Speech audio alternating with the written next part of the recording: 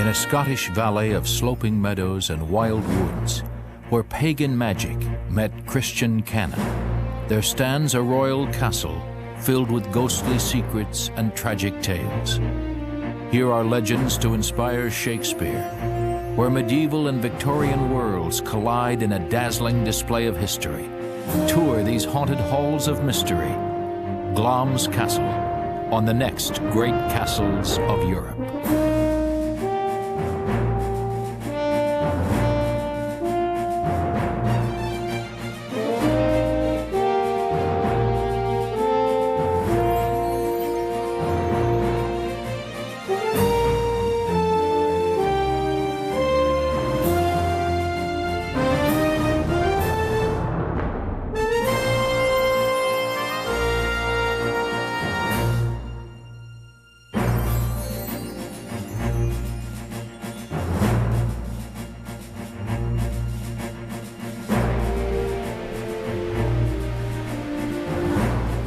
Some 1,200 years ago, a lone missionary crossed the rich red soil of the Scottish valleys.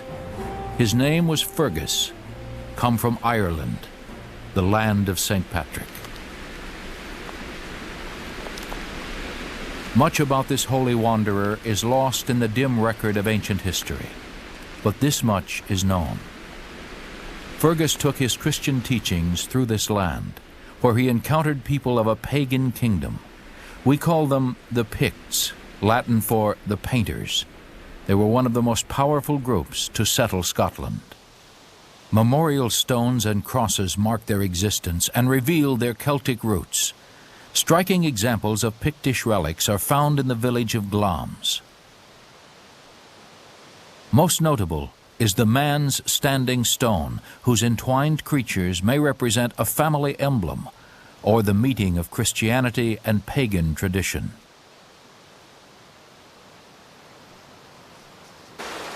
Fergus's journey ended here, at the border of the Glamis Burn, part of a gentle, fertile valley of Strathmore, a prosperous holding of the Pictish kingdom.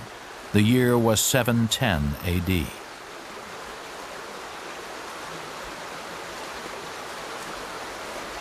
Here the missionary's message was well received. He soon founded a church, and word spread of his teachings. The ranks of the converted quickly swelled. Legend says Fergus, who would one day be sainted, baptized many at a site along the river. A well placed there was named for him.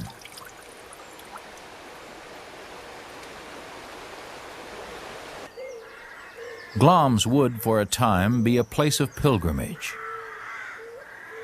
As the centuries passed, Christianity took hold here and across Scotland. At Glamis, the pilgrimages ended. As a holy place, its time had passed. But as a playground for kings, it was just beginning. Glamis' rich woodlands and gentle glens were full of deer and wild boar. For Scottish monarchs, it proved an irresistible hunting ground. Thus begins the history of Glamis Castle.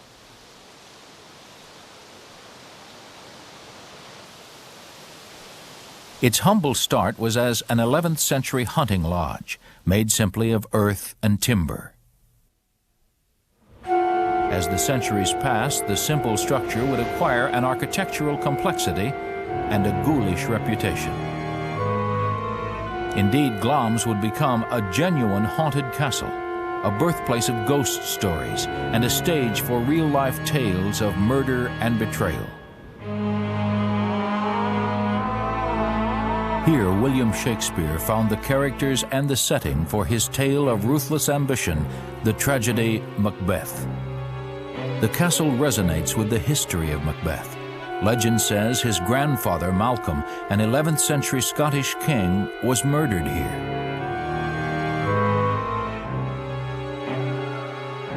In truth, King Malcolm did die at Glamis, but probably from wounds sustained while hunting deer.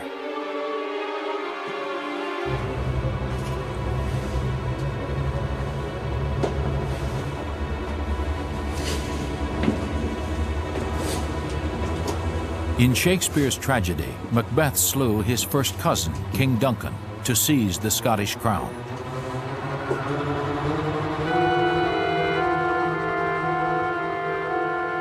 Here, the supposed scene of that crime, King Duncan's Hall, named for the grisly event. History, however, tells us a different story. Macbeth did kill his cousin, but miles away from Glamis Castle, and under circumstances more honorable than those portrayed by Shakespeare. The real Macbeth and King Duncan met on the field of battle near Elgin in the year 1040. They broke away from the others to begin a duel to the death. Macbeth not only wanted Duncan's crown, he also wanted vengeance. Years before, Duncan's grandfather had murdered Macbeth's brother-in-law. The blood feud ran deep.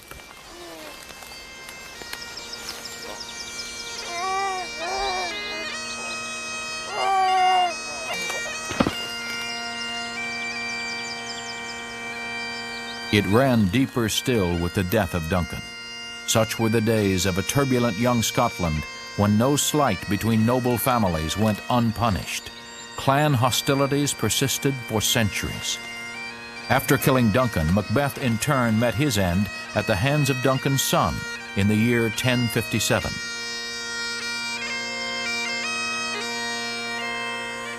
Macbeth is buried here on the Isle of Iona in a graveyard richly planted with Scottish monarchs. He shares his resting place with King Robert II. It was Robert who placed Glamis Castle in private hands by granting it to Sir John Lyon in 1372.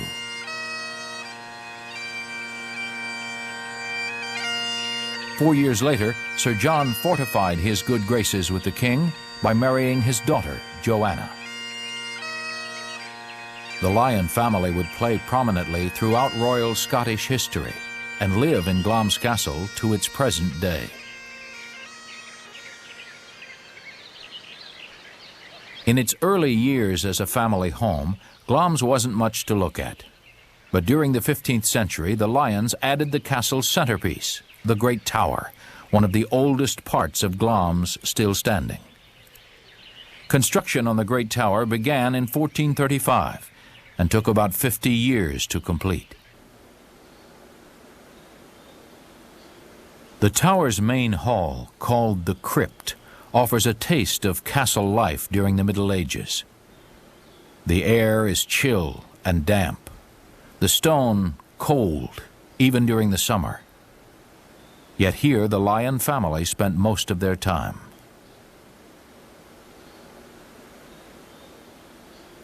The crypt has remained largely untouched since the 15th century.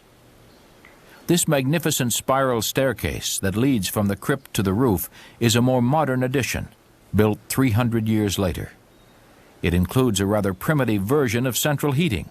Vents were used to transport excess heat from the kitchen to other parts of the tower. For a time, life treated the Lyon family generously. They amassed great wealth and power. But tragedy soon stained the castle walls. The tragedy produced a ghost called the Grey Lady. Her tormented soul and the memory of a terrible deed haunt Glamis Castle to this day. The Grey Lady is said to be the ghost of Lady Glamis, who died in 1540. She was brutally killed, the target of an unchecked hatred by an obsessed Scottish king, King James V. James was the last of the Catholic Scottish kings and a leader in Scotland's struggle for independence against England. But he was also a bitter, lonely soul. Frequently, James eased his alienation by escaping to the woods, dressed in disguise to seek the company of gypsies and tramps.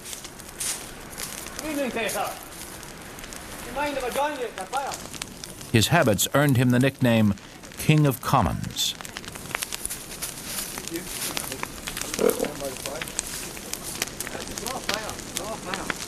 There, among his poorer subjects, James often sought solace in the arms of a woman. But sympathy for the monarch comes hard in light of his cruelty. The full force of his vindictive nature fell on the Scottish clan Douglas, the clan to which his much-abhorred stepfather belonged. So deep was his hatred of his stepfather that James vowed to cleanse Scotland of the Douglas name. The castle at that time was in the hands of Lady Glamis, widow of the 6th Lord of Glamis. Her former name was Janet Douglas, a member of the Douglas clan. James charged Lady Glamis with witchcraft, and she was condemned to burn at the stake. The Scots were shocked and dismayed at what had befallen this much-admired woman. It said that all those present at the hideous scene of her death bowed their heads in shame.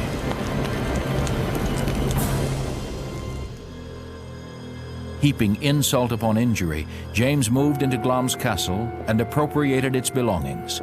The king would live here for 4 years.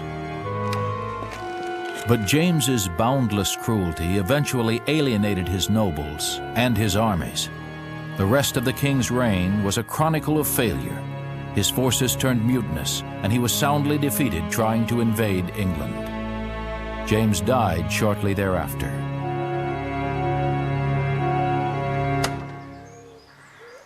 At Glamis, his coat of arms still rests above the front door. After James's death, steps were taken to redress the injustices rendered during his reign. Lady Glamis was posthumously proved innocent of witchcraft, and the Glamis estate restored to the Lyon family. In a final act of reconciliation, James's teenage daughter visited Glamis Castle in 1562. Her name was Mary, Queen of Scots. The visit restored the bond between the Lyon family and the Scottish monarchy, and Mary strengthened a weak link among her nobles. She needed their support to stay balanced between Scotland's factious Protestants and Catholics.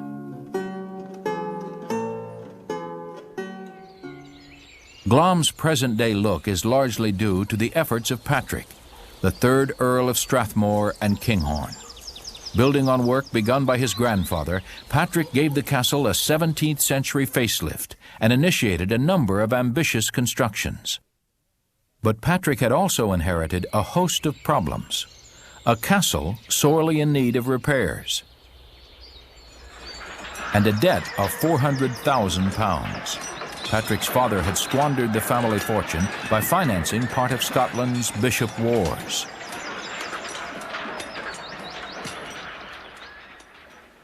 But Patrick, whose business acumen belies his rather whimsical way of dress, restored both the family fortune and the castle.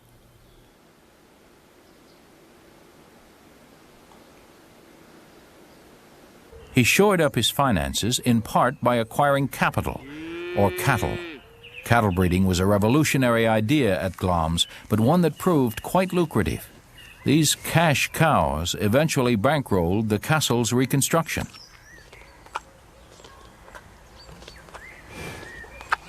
Patrick's remodeling campaign filtered into every crevice of the castle. Among his numerous additions and alterations, Patrick raised the central tower to new heights.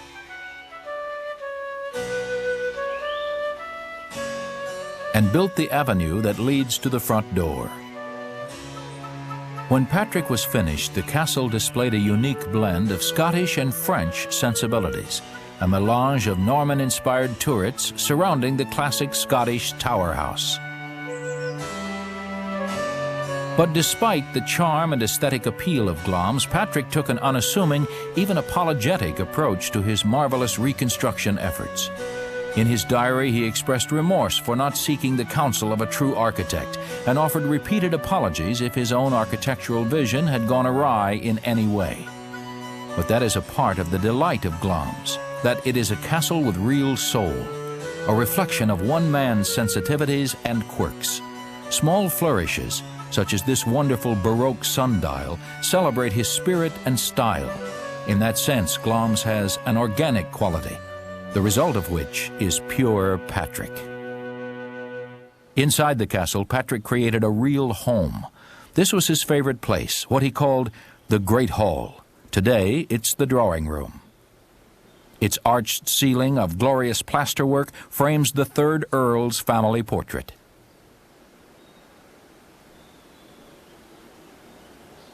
Patrick, seated in the center, is surrounded by his sons. Shown here at a later age, Patrick was a devoted family man who preferred home life to the world of politics. He adored his wife, Helen Middleton, of whom he wrote, "To have her in marriage, I thank God, has been very successful." On their wedding day, Patrick presented his cherished Helen with this magnificent cabinet.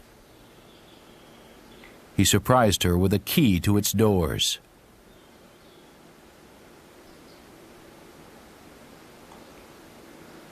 Bits of Patrick's legacy are scattered throughout the castle, including King Malcolm's room. His wife Helen embroidered these wall hangings. Done in pettipoint design, they were originally used for a 4-poster bed. A close inspection reveals intricate floral patterns and other motifs worked straight into the linen.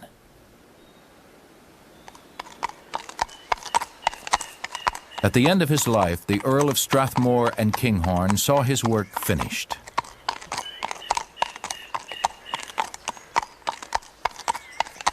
He had transformed Glamis from a debt-ridden structure into one of the richest estates in Scotland.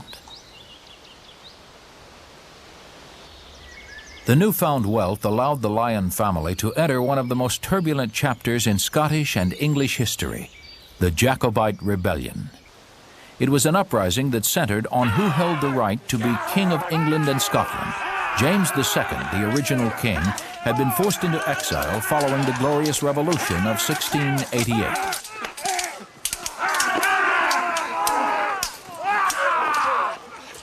Those who supported James and his descendants were called the Jacobites. They wanted to restore the Stuarts to the throne and launched a guerrilla campaign that would last for 60 years. Right, leave it, come on! Get out of here, mate! The Lyon family sided with the Jacobites and paid dearly for it. John, the 5th Earl, was killed in battle in 1715.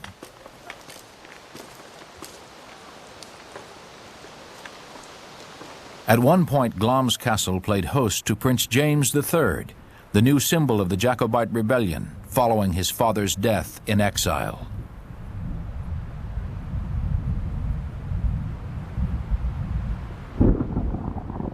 But in the end, the Jacobite movement proved unsuccessful. Ending in the definitive Battle of Culloden in 1745, its political character soon replaced with harmless sentiment. Any traces of ill will toward England soon vanished from Glamis, when an important marriage followed that established bloodlines between the Scottish Lyon family and England. In 1767, John Lyon, the 9th Earl of Strathmore, married an Englishwoman of great stature, Mary Bowes. Above the fireplace in the drawing room, the entwined thistles of Scotland and the roses of England symbolize the union between two countries and two families. Life at the castle continued to prosper. In time, the family took the name of Bowes Lyon and acquired a seat in the House of Lords.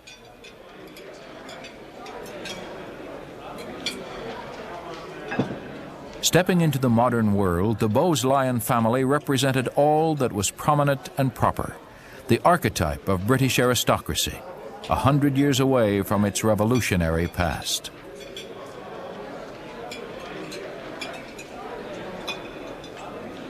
But the crowning glory arrived in the 20th century, when a family member entered the realm of English royalty.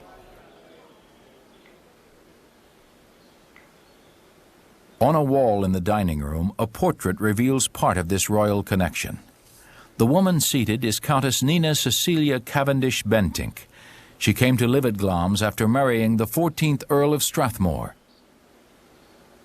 One day she would be a famous grandmother, her granddaughter, a certain Queen of England.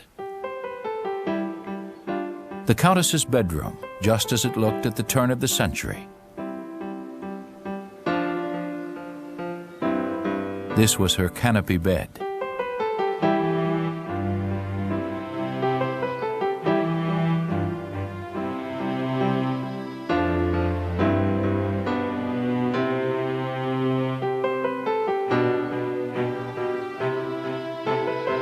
On the bed's pelment, she hand-embroidered the letters C, C for Cecilia and C for her husband Claude, followed by the names and dates of birth of her 10 children.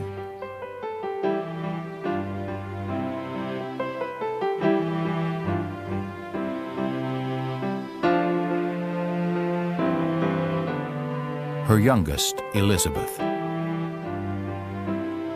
What became of Elizabeth, this lovely woman who held a certain twinkle in her eye? She eventually married, had children, and became the Queen Mother. Glamis, in fact, is the Queen Mother's childhood home. This Italian garden, her playground.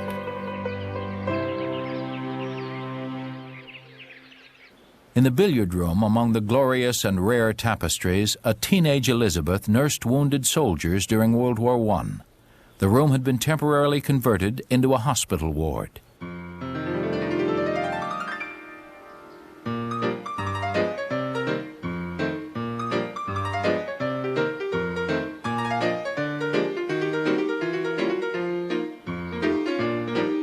This was the Queen Mother's private suite after she married.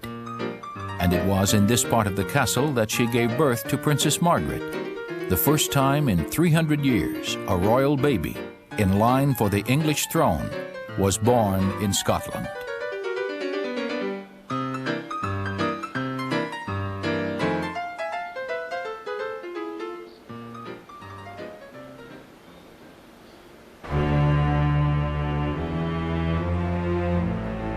But amid the celebrated joys and triumphs of Glamis, an eerie air still cloaks the castle.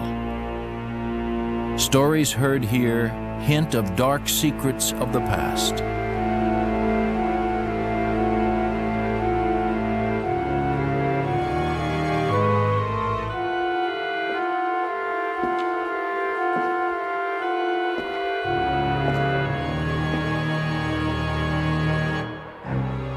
Many spring from a secret chamber thought to lie deep within the bowels of the crypt. One legend says this chamber is the home of a vampire, the unfortunate product of a family curse. The vampire pops up periodically in the family and hangs about for a few centuries, requiring a lengthy imprisonment behind this wall. Another version has a family member of limited repute playing cards in the chamber on the Sabbath, his partner the devil himself. Together they made such a racket the room was finally covered and sealed. The only clue to the chamber's existence, an outside window, covered up and barred over.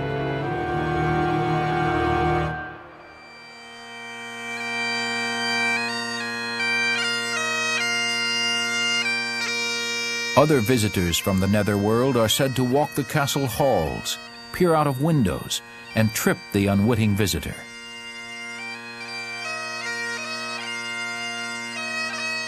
The castle's forbidding feel has provoked unease in not a few guests. A celebrated visitor, Sir Walter Scott, was prompted to write that while at Glamis he felt himself too far from the living and somewhat too near the dead.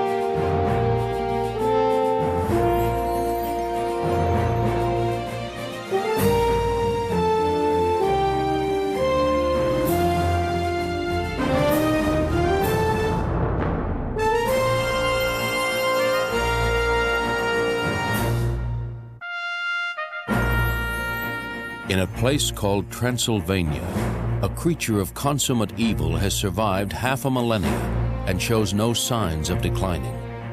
He began as a medieval prince, and the castles from which he reigned tell a tale of unspeakable horror. Join us as we explore the harrowing haunts of Vlad Tepes, the real-life inspiration for Bram Stoker's Dracula, next on Great Castles of Europe.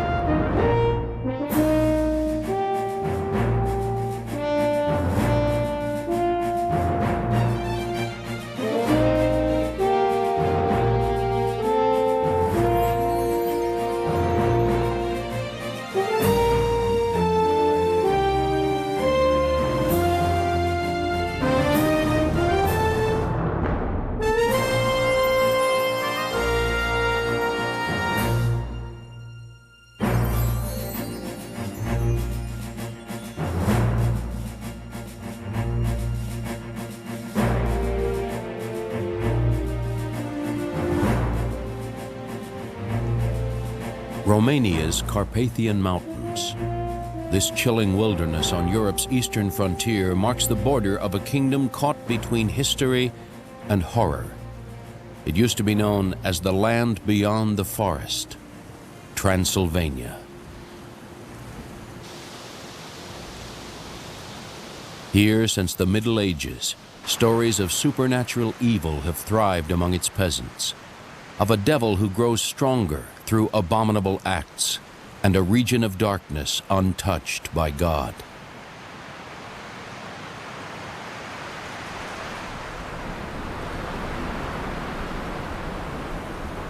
In the late 19th century, the Irish writer Bram Stoker became fascinated by these rumors. Trying to give this evil a name, he came to Transylvania. According to many accounts, he traced the rumors to the town of Brasov and a fortress of mysterious beauty known as Bran Castle. The locals refer to Bran as Dracula's castle. Since Stoker's novel was first published in 1897, droves of tourists have sought the creature's origins here. Romanian travel guides encourage it.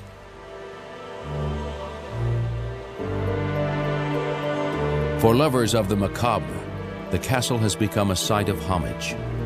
Yet the troubled spirit connected to this place is far more peculiar than most vampire seekers know.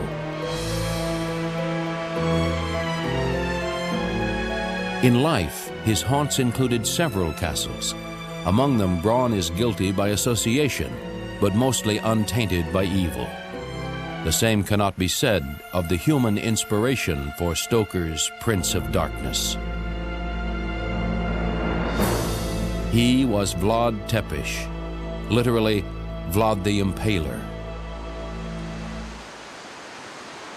In the middle of the 15th century, he was the Prince of Wallachia, a small buffer state caught up in the vicious wars between Hungary and the Ottoman Empire of the Turks.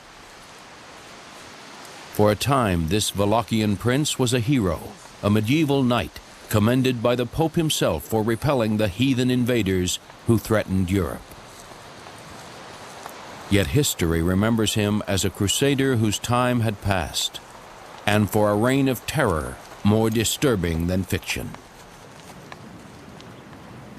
Vlad Tepes was born in Transylvania in 1431, the year Joan of Arc was burned at the stake, the twilight of the Age of Crusades. He was heir to the throne of neighboring Wallachia in a lineage founded by his grandfather Mircea the Great, crowned in 1386.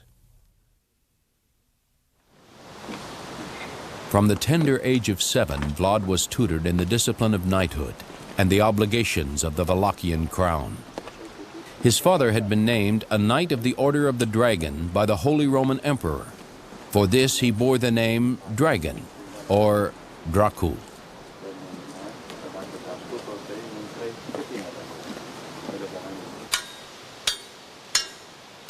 As his son, Vlad was sworn from birth to take up the sword for Christ. For nobles in these decades of peril, knighthood was no quaint tradition. It meant survival itself.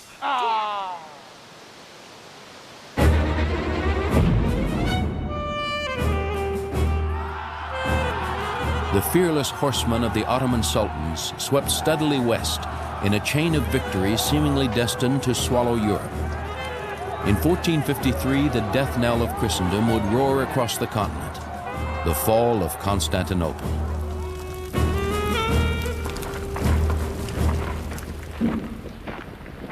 At just 14, Vlad himself was captured by the dreaded Turks while on a campaign across the Danube. For 4 long years, the boy was held to ensure an end to his father's raids. From his captors, Vlad learned contempt for life and the many uses of terror.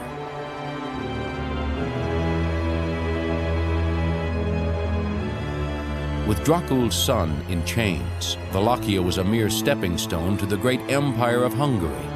The Ottomans raided its rich trade routes, preparing for their final thrust into Europe. Under the Muslim sword, all of Wallachia cried out for a savior. Brasov was the region's greatest prize, the crossroads for all trade passing between Europe and Asia Minor.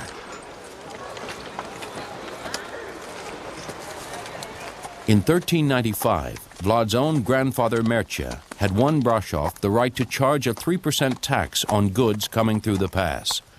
From this tariff, Brasov's class of German merchants grew rich.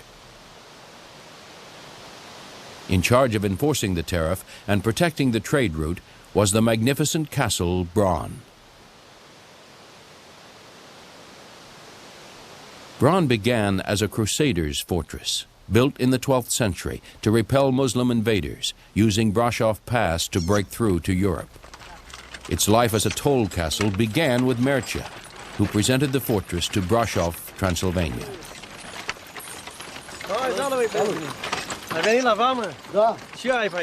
Braun's soldiers guarded passage of trade and collected the town's share of revenue. A constant stream of cotton, spices, and produce ensured Brasov's prosperity.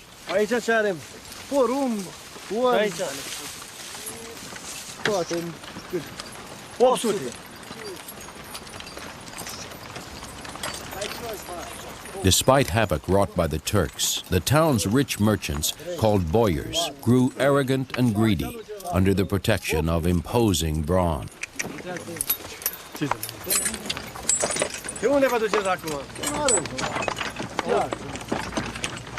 Befitting its role as a soldier's garrison, Braun has an interior that is stately and Spartan. The ground plan consists of 4 towers around an irregularly shaped courtyard. No more than 30 soldiers lived here at a time. In emergencies, a larger army could be mobilized from Brasov. To protect those inside, the roofs of the inner courtyard are steeply sloped. Enemy artillery was deflected away instead of penetrating the living quarters.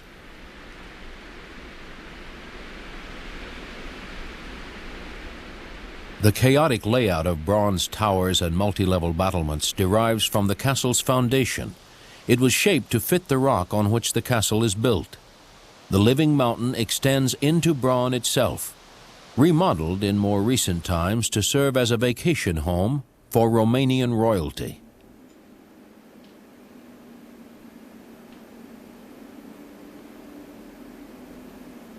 But Braun was too isolated. It probably held too many memories of the other royal family who controlled it 600 years ago. This is the document with which Vlad Tepes's grandfather, Mircea, granted power and privileges to Brasov and its protector, Castle Braun.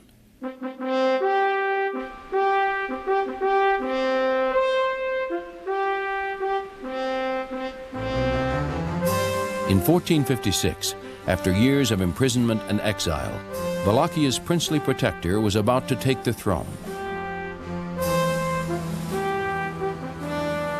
Vlad Tepes's coronation took place here, at the ruined castle Târgovista, Wallachia's capital and power center for the heirs of Mircea the Great. In the castle's great hall, Vlad, like his father and grandfather before him, was crowned Prince of Wallachia. High Christian pomp accompanied the crowning. From his ancestral palace Târgovista, Vlad would carry out most of his reign.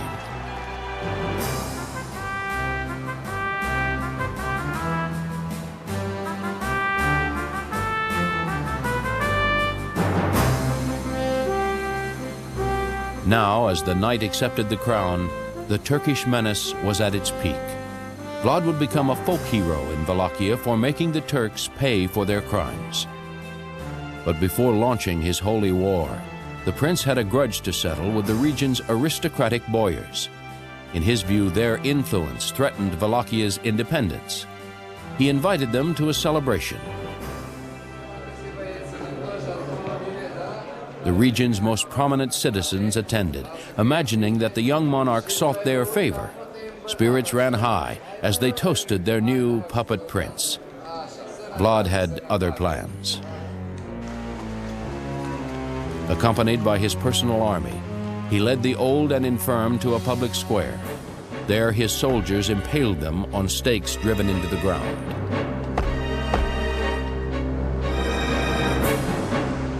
Before the elders had died from the excruciating torture, he forced the younger boyars, both men and women, on a 50-mile march to this eagle's nest high in the Carpathians. With them, Vlad made a human chain, reaching from the Arjus River to the site of the now ruined castle Poyenar.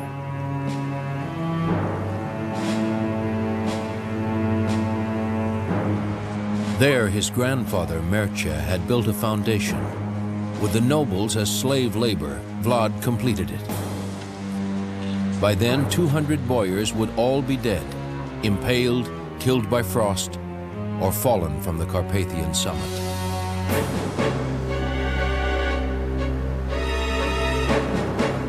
As his reign began, Poyenar was Vlad's hideout, manned by soldiers numbering in the hundreds. Its walls were reinforced with brick to withstand cannon fire from the enemies he would make as prince. Now just 25, Vlad's plans for Wallachia and himself were truly visionary. From his castle strongholds, the courageous prince intended to win Wallachian independence from the empires that dominated it, Hungary and the Ottoman Turks. A free nation would emerge, unlike any in Europe, until the Middle Renaissance. The prince, whose official seals are seen here, would be accepted as a great European ruler. Wallachia would be free of its tormentors.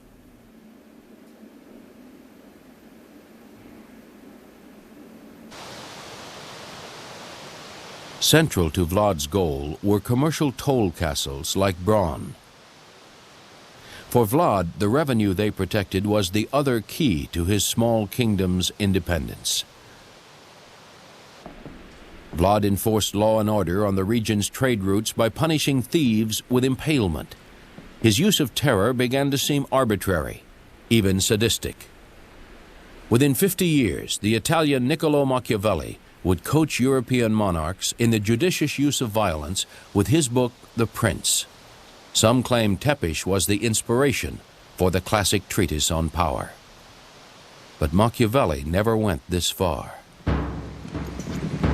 Around 1458, Tepish began the years of raids that brought him fame as the Cross's staunchest defender. His personal war against the Turks was characterized by lightning attacks, reckless bravery in battle, and savagery that awed allies and foes alike.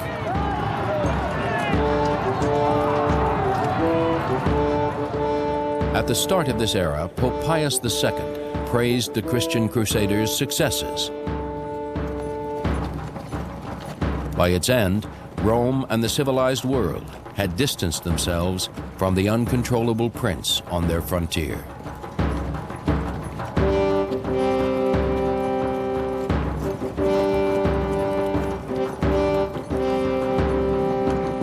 In 1461, after a raid on the Turkish fortress Giurgiu, Vlad took thousands of Turks prisoner.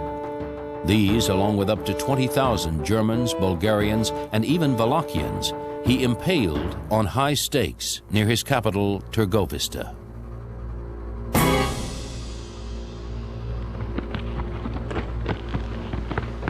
When the Ottoman Sultan Muhammad II arrived for battle months later, the horrifying forest of corpses was still there. He turned his armies around, saying, "What can we do against a man capable of this?"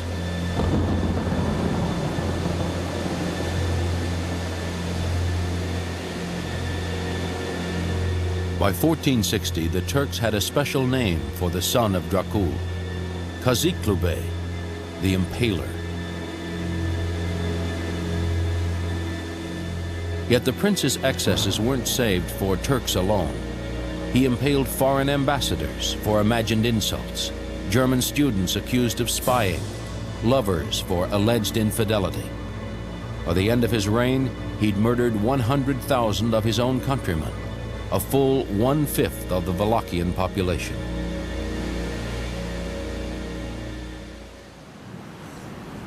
One harrowing account is backed by Russian, German, and Romanian sources. According to them, Vlad invited hundreds of Wallachian sick and poor to a lavish banquet near Târgovista. When the prince asked what else would please them, they answered, "Relief from our pain and want." Vlad ordered the hall locked from outside and set on fire.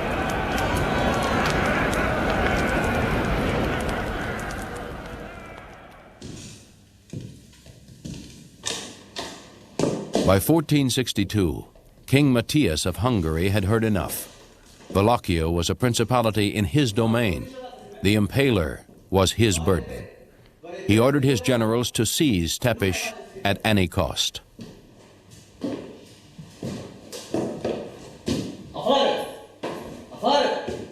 But now Vlad was headed for them. With a small band of followers, he had fled Wallachia and was on the run to Transylvania, with the legions of Mohammed the Conqueror hard on his heels. They crossed the Danube, then this bluff, their horses shod backwards to throw off pursuers.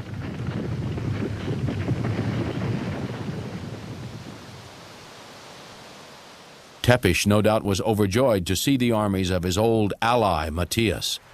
He may even have thought they had come as reinforcements. Instead, they put the madman in chains. He was imprisoned somewhere in Transylvania, perhaps even Braun Castle.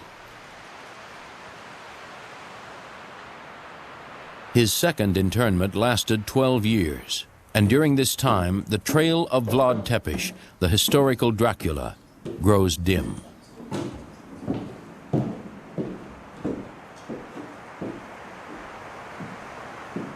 Historical records indicate he returned to the throne to help Matthias repel another wave of Ottoman invaders.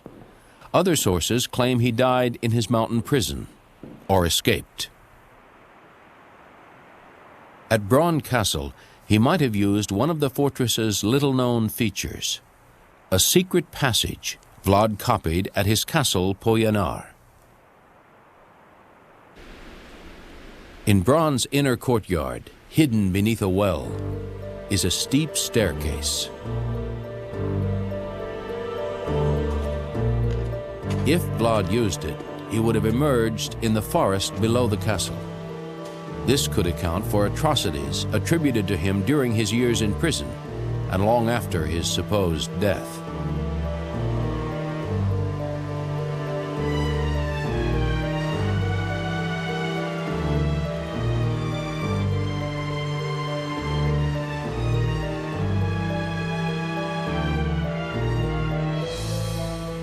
It's likely that Vlad died as he lived, around 1477, in a final battle against the Turks. His head, some claim, was sent to the Sultan, proof that the Impaler was dead.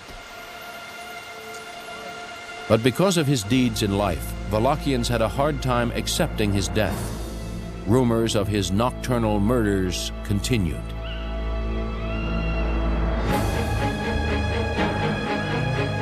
Soon the legend of the Impaler merged with tales of that particularly Eastern European creature, the vampire.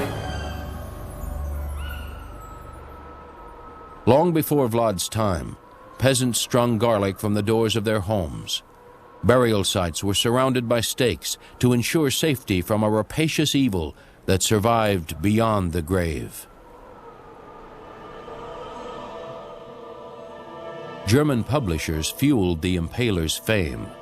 As early as 1499, pamphlets appeared recounting the prince's barbarity against Wallachia's boyars. By now, the Impaler had taken on the chilling name he's known by today, Dracula, meaning both son of Dracul and the devil.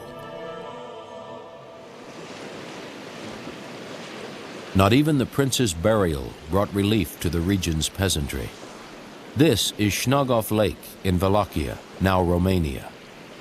On its uninhabited island, just one structure exists, a monastery containing the tomb of Dracula. At the height of his career, Dracula had the monastery erected that it might somehow atone for his sins. Inside is a single grave, horrifyingly empty. In this century, repeated excavations have turned up only fragments. The implications are all too clear.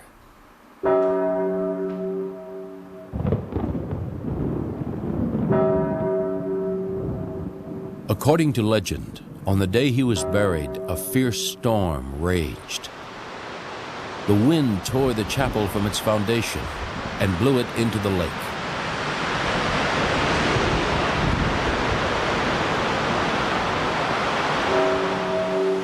To this day, peasants say that whenever the waters of Snagov get agitated, one can hear the chapel bell tolling at the bottom of the lake.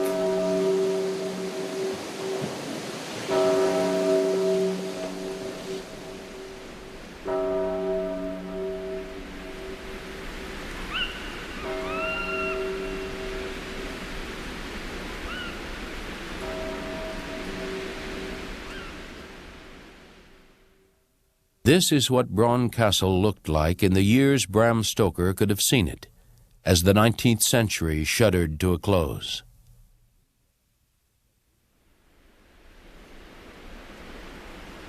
If Stoker used Bron as a model for Dracula's castle, he exaggerated its features, but captured its essence.